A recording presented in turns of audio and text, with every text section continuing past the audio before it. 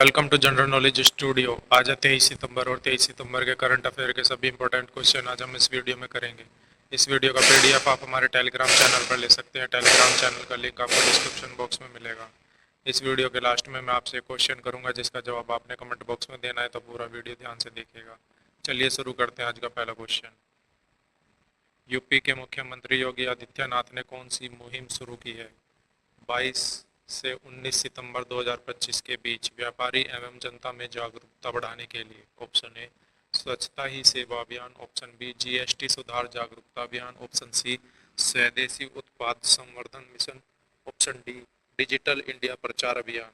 तो दोस्तों अभी हाल ही में हमारे यूपी के मुख्यमंत्री योगी आदित्यनाथ जी ने एक मुहिम शुरू की है, और ये मुहिम किस लिए शुरू की है दोस्तों? इस क्वेश्चन का सही जवाब है ऑप्शन बी जीएसटी सुधार जागरूकता अभियान।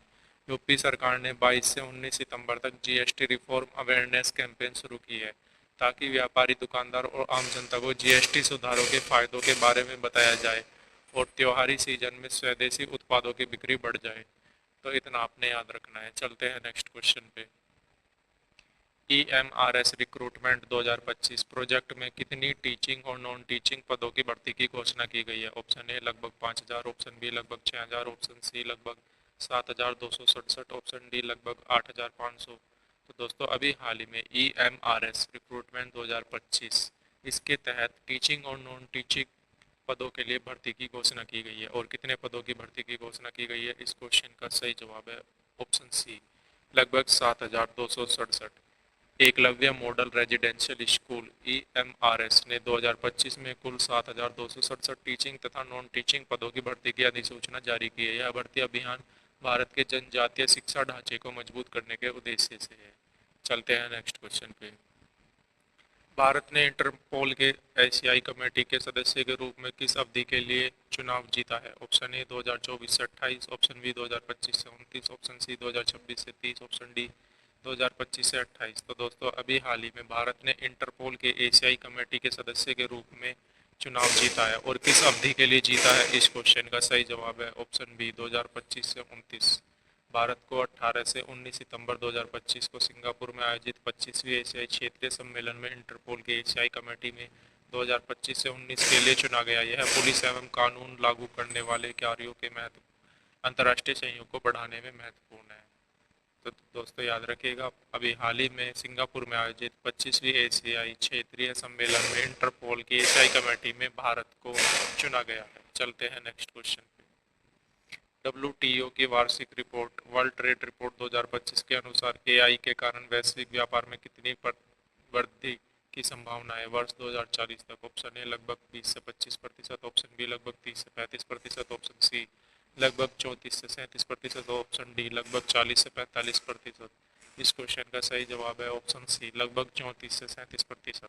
WTO की report making trade and AI work together to the benefit of all में कहा गया है कि कृत्रिम बुद्धिमत्ता से वैश्विक व्यापार 2040 तक लगभग 34 से 37% बढ़ सकता है। यह डिजिटल सेवाओं, AI, पेटेंट, जोखिम प्रबंधन आदि क्षेत्रों में सुधार की वजह से संभव है।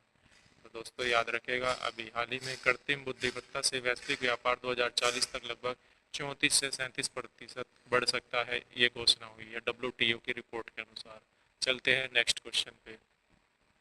भारत के contact level fintech company phone पे को किस तरह की अनुमति RBI ने दी है? Option A bank licence, option B money transfer agency, option C online payment aggregator, option D विदेशी निवेश अनुमति। तो दोस्तों अभी हाल ही में भारत के contact level fintech company phone पे को एक अनुमति दी है RBI ने। और ये कौन सी अनुमति मिली है दोस्तों? इस क्वेश्चन का सही जवाब है option C online payment aggregator. RBI ने फोन पे को पेमेंट एग्रीगेटर के रूप में अंतिम मंजूरी दे दी है, जिसके बाद वह SME छोटे व मध्यम उद्यमों बाजार में अपने मर्चेंट नेटवर्क को और बढ़ा सकेगा। यह मंजूरी payment and settlement system act 2007 के तहत है। तो दोस्तों याद रखिएगा, अभी हाल ही में RBI ने फोन पे को payment aggregator, online payment aggregator के लिए मंजूरी दी है। चलते हैं नेक्स्ट क्वेश्चन पे। हाल ही में प्रधानमंत्री सूर्य घर योजना के तहत गुजरात का चौथा सौर ग्राम कौन सा गांव बना है? Option A Dholera, option B Dhordo, option C Lodhurva, option D Ranakpur. तो दोस्तों अभी हाल ही में प्रधानमंत्री सूर्य घर योजना के तहत गुजरात का एक गांव सौर ग्राम से संपन्न होने वाला चौथा कौन सा गांव बना है दोस्तों? इस क्वेश्चन का सही जवाब है ऑप्शन डी, धोरडो। प्रधानमंत्री सूर्य घर योजना के अंतर्गत ग्रामीण क्षेत्रों में सौर ऊर्जा के उपयोग को बढ़ावा दिया जा रहा है। इसी क्रम में गुजरात के कच्छ जिले का धोरडो गांव, जो रण उत्सव के लिए भी प्रसिद्ध है, राज्य का चौथा सौर ग्राम घोषित किया गया है। इस योजना के तहत गांव के अधिकांश घरों पर सोलर पैनल लगाए गए हैं, जिससे ऊर्जा आत्मनिर्भरता बढ़ेगी और पारंपरिक बिजली पर निर्भरता कम होगी। तो दोस्तों याद रखिएगा, गुजरात के कच्छ जिले का धोरडो गांव सौर ऊर्जा से सौर ग्राम घोषित किया गया है। चलते हैं नेक्स्ट क्वेश्चन पे।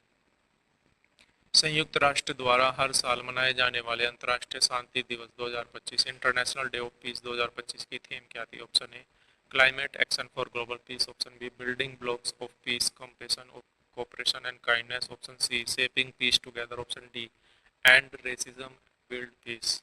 तो दोस्तों अभी हाल ही में संयुक्त राष्ट्र द्वारा अंतर्राष्ट्रीय शांति दिवस मनाया गया है और इस वर्ष की थीम क्या थी? इस क्वेश्चन का सही जवाब है option B, building blocks of peace compassion cooperation and kindness.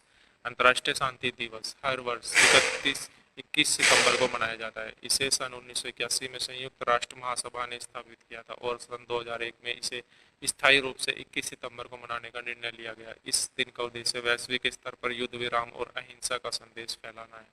तो दोस्तों याद रखिएगा, अंतर्राष्ट्रीय शांति दिवस हर वर्ष 21 सितंबर को मनाया जाता है और इस वर्ष की थीम ये इम्पोर्टेंट है, building blocks of peace compassion cooperation and kindness. इतना आपने याद रखना है। चलते हैं नेक्स्ट क्वेश्चन पे।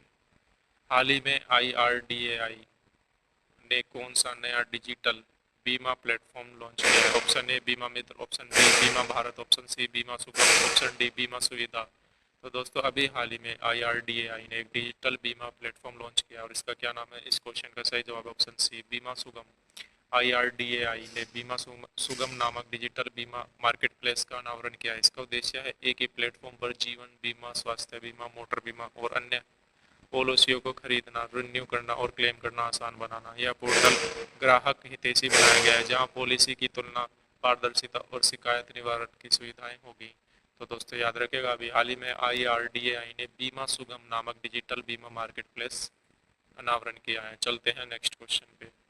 और अब आज का सवाल जिसका जवाब आपने कमेंट बॉक्स में देना है। हाल ही में IMF की प्रमुख क्रिस्टलिना जॉर्जिवा ने किसे IMF के दूसरे सर्वोच्च पद फर्स्ट डिप्यूटी मैनेजिंग डायरेक्टर के लिए प्रस्तावित किया? Option A Gita Gopinath, option B Daniel Gates, option C Scott Bessent, option D Kristalina Georgieva. दोस्तों इस क्वेश्चन का सही जवाब आपने कमेंट बॉक्स में देना है।